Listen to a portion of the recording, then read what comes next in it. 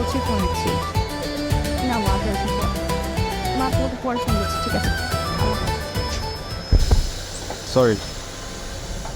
চোর আপনি আমাকে ধাক্কা দিলেন কেন? আমি আপনাকে ধাক্কা দিব কেন?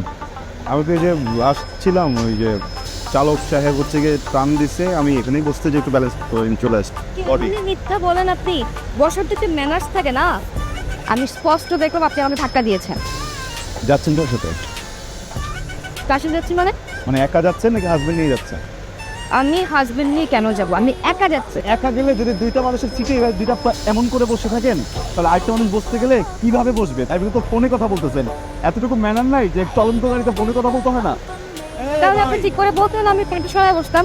কি আপনার জামাই ঝগড়া হতে মিলে? তাই আপনি কি বলেন এসব? জামাই বউ মানে আমাকে জামাই বলে দেখে মনে হয়?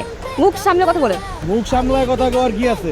আপনারা দুজন জন্য কাজ করতেছেন, ওস্তাদ তো মাথা খারাপ হয়ে যাচ্ছে, জীবনে গাছে গাছে মধ্যে মাইরা মাথা উঠা হইতে যাবো।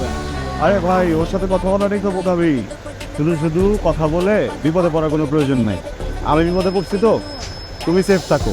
আর তোমার যে চালক সাহেব একটু দেখা দেবে উনার পায়ে পাড়া দিয়ে ঝগড়া করতেছে, মাল কিন্তু ডেঞ্জারাস। আপনার না আসলে কথাবার্তার সমস্যা আছে।